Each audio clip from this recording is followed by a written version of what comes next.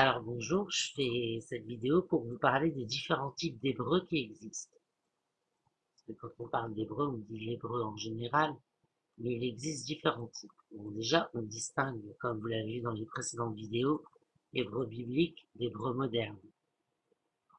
Dans l'hébreu biblique et dans l'hébreu moderne, on distingue aussi des catégories. Alors l'hébreu moderne est assez standard, bien qu'il présente des divergences. L'hébreu biblique, alors il y a différents types d'hébreu biblique. Il y a l'hébreu biblique le plus ancien, celui de la Genèse, qui est la façon dont s'exprimaient les Hébreux à l'époque. Ensuite, plus on avance dans le temps, plus l'araméen se fait ressentir comme influence sur l'hébreu. On avance, on avance.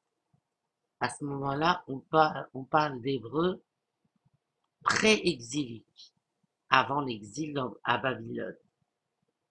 C'est un hébreu influencé par l'araméen.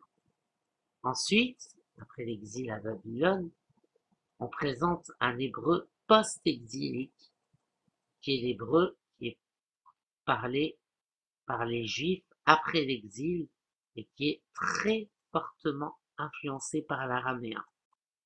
Alors, c'est pas l'araméen, le syriaque ou une autre langue araméenne, c'est l'araméen ougaritique. Alors, est-ce que Jésus s'exprimait en araméen ougaritique ou en araméen plutôt syriaque? On a trouvé la réponse. Ce serait plutôt de l'araméen version syriaque, dans laquelle s'exprimait Jésus.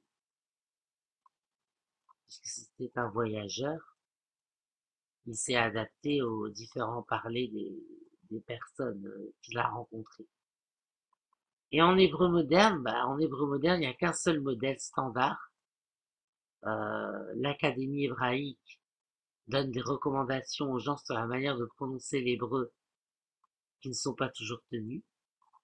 Donc parfois les recommandations de l'Académie hébraïque sont tenues, et dans ce cas-là, nous avons de nouveaux mots bien hébraïsés qui font que l'hébreu reste plus pur. Parfois, c'est pas le cas. Parfois, l'Académie hébraïque donne des conseils quant à la prononciation de l'hébreu pour éviter de l'éloigner de son modèle oriental, ce qui n'est pas toujours respecté par les Israéliens, puisque les Israéliens ont, eux, au contraire, un accent qui tend à s'éloigner du modèle oriental. Les Israéliens ont perdu l'art de jouer du gosier. Voilà pour les différents types d'hébreu. L'hébreu que je vais vous enseigner, c'est l'hébreu standard, l'hébreu moderne que l'on enseigne aujourd'hui en Israël et qui est compris de tous.